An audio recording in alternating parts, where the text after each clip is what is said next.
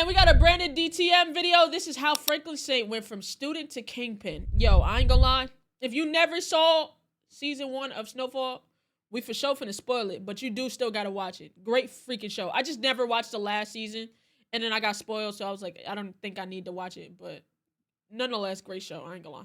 I bet. So the scene opens up and we in South Central LA. It's the summer of 1983 and we get introduced to Franklin Saint, a smart kid just trying to make some shake, selling some Reggie for his uncle since he ain't go to college. Why he's doing this instead of trying to go to the league is beyond me. Bro, you are 6'1". You could have been in the same draft class as John Stockton. You're bugging out right now. On God, if he picked up a basketball, he would have been just fine. So whatever, he sells to his friend Rob from high school. You know, the typical I'm not racist, I got black friends kind of guy. And now since Rob is a fiend, he ain't doing the job anymore. He wants to try. So he has Franklin go get it for him from his dad's supplier. The only issue is that the guy Franklin's about to go meet is a batshit crazy Israeli drug lord. The guy walks around in a Speedo. I'm not trusting nothing he got going on. I get it though, nigga. You know what I'm saying? Niggas want the bread, but I would not trust shit this nigga got going on. I ain't gonna lie. That is obviously 2 sizes too small for him and carries a gold desert eagle with him at all times. That boy Rob done set my son up bogus as hell. So because Avi won't give him the product, Franklin just volunteers to sell it for him. He asks him to front him a key. Completely optional, by the way. He could have just went home like nothing ever happened, but he volunteers. He swears up and down he could do the job. So Avi's like, okay, fine, and hands him a bulletproof vest and ups pole on him. But Franklin ain't no hoe, so he thugs it out and passes the test. Avi wasn't actually gonna him. He just wanted to test him to see if he was gonna be scary or not. You feel me? And Franklin passed with flying colors. I mean, so shit, now Franklin has exactly 24 hours to sell an entire brick or his GGs. You do not want to be in bad business with the Israelis. I'll tell you that much. Franklin, with a stupid ass smirk on his face, brings this shit into his uncle's crib, who is scared shitless. And I can relate, because if my dumbass nephew brought Israeli into my house, I'd have to whoop his ass right then and there, because what the fuck are you doing? Are you insane? Jerome tells him to go kick rocks, but his girl Louie decides to help him so he doesn't die. You know what I'm saying? Like any good auntie would, right? Shorty can't help you with a lick of your homework, but she could help you move some weight. Now Louie and Franklin are at Claudia's club trying to sell this shit, and when I tell y'all, the second I laid eyes on Claudia, I would have risked it all. When I tell y'all, this is pristine, and I mean pristine marinated milk right here. Like I said, marinating. I ain't gonna lie. Looking like this, I would have won too. I ain't gonna lie. I would have been easy. You know what I'm saying? I'll break down some old shit. I ain't gonna lie. This shit, and when I tell y'all, the second I laid eyes on Claudia, I would have risked it all. When I tell y'all, this is pristine, and I mean pristine marinated milk right here. Oh my goodness. We then learned that Claudia and Louie used to mess around back in the day and shit and had a bad breakup. I'm pretty sure that's why she smacks Louie with the gun. And now she's about to blow Franklin's head off his shoulders. But since Franklin's product is so pure, she buys the whole thing off of him. Now Franklin's feeling all high and mighty. He feel like he don't won the lottery. He's high on life right now. But then he sees his homeless daddy in the streets. Talk about an instant mood killer. Holy shit. To cheer himself up though, he cops a brand new motorcycle and heads to Avi's crib. Some stuff goes left and now Franklin has to drive one of his men to the hospital to save their the nigga got shot.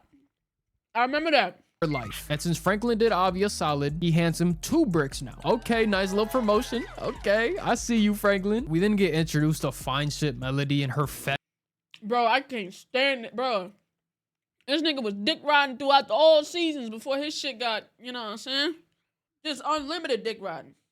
Dick hopping. Couldn't stand, bro, could not stand this nigga. Ass father, who are Franklin's neighbors in this show. Melody be messing with my son Franklin on the low, but her dad is not rocking with it at all. Later on, he heads over to Well Sexy Ass to sell her both bricks, and everything goes smoothly until he gets jumped and robbed outside the club. Now Claudia tells him that Lenny and Ray Ray are the ones that hit the lick on him, so because Franklin can't go out like no bitch, he gets Leon, the embodiment of a ride or die. And Leon got Leon, solid dude, solid, real Leon, the realest nigga, real to his homies.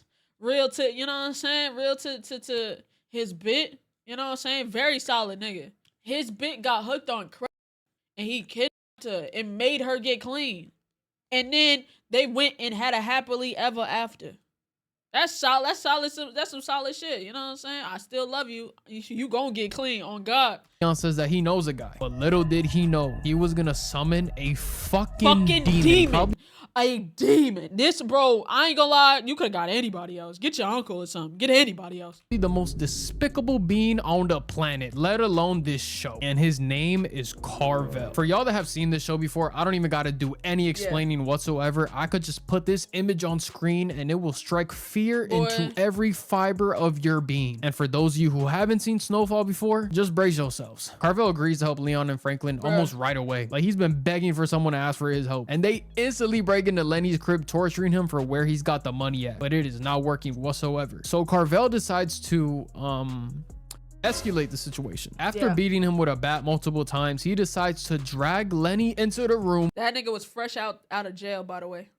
That nigga's fresh out of jail. Slams the door shut and robs him of something no man should ever be robbed of. Ay, Dios mío. Oh my God, bro. Like, I don't even want to say the shit that he did, bro. That shit was crazy as hell. Like, why the fuck would you do that shit? Had that nigga hogtied and everything, taking strokes.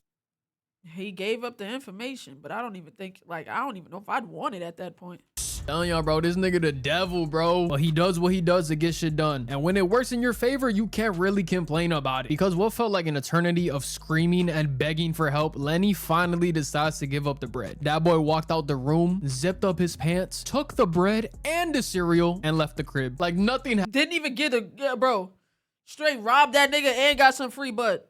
Happened, bro. Nah, Lenny, you done got robbed 3 times, gang. This is it, bro. You're going out sad. The type of give back you gotta get on Carville has to be felt for generations, because this was genuinely insane. That boy gave you the bichotazo, bro. He gave you the hammer. Fuck 7 minutes of heaven. That nigga gave you 7 hours in hell. It's the next day, and Franklin asked Jerome for a strap because he knows what kind of demon he's dealing with. He's gonna try and steal his money back from the booty bandit. Bro, forget a gun. You might need a nuke. Oh, you just seen what he's capable of. You really think you could take on Carville by yourself? You crazy as hell. So boom, we get to Carville's crib and they see this brand new Cadillac with brand new rims staring right at them. All the money they got from Claudia just right there sitting in front of them. Bro, the way my heart would have instantly sunk to my ass, bro, I would have been insanely upset, bro. This nigga done blew the bag already. They then enter the crib and we see Carville high as giraffe box, eyes all droopy, probably some drool coming out of his done spent the money on a new car and fucking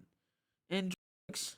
His mouth, legs weak as hell. My son can't even stand up properly. So we know for a fact he ain't gonna put up no fight whatsoever. Should be a pretty easy job. They then put bro in the trunk and take him to Avi as payment, which is kind of crazy. But Unc says, nah, bro, y'all little niggas gotta clean this shit up yourselves. This is your issue, not mine. And he hands them a shovel. Now they look terrified. They do not want to do this shit. If it was Triple H though, he would have no issue whatsoever. Franklin and Leon are driving into the desert and this man escapes like Houdini out the car and just goes running off. But Leon was able to shoot him, so they're able to track him following his blood trail. Now they find him after a very short game of hide and seek. Like, bro, not even trying. He looked like that meme of Shaq hiding behind the tree. Franklin then ups pole on him, but he can't bring himself to pull the trigger. So without any hesitation, Leon said, fine, I guess I'll do it myself. Fine. Like, fine. And there was just no more, bro. There was just no more of that nigga, bro.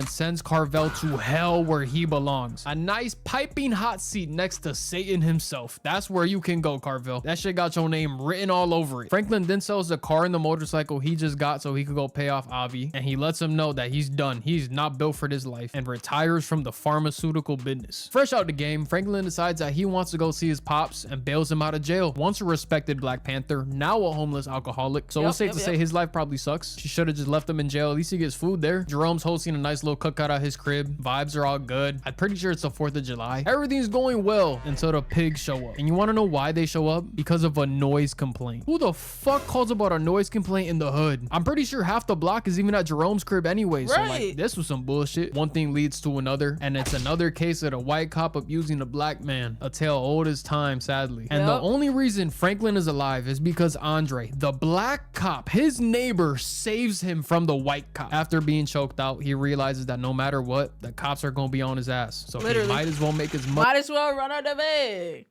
They on my ass, might as well run it up. Shit. I ain't even doing shit. I'm out here enjoying my time and y'all niggas trying to kill me.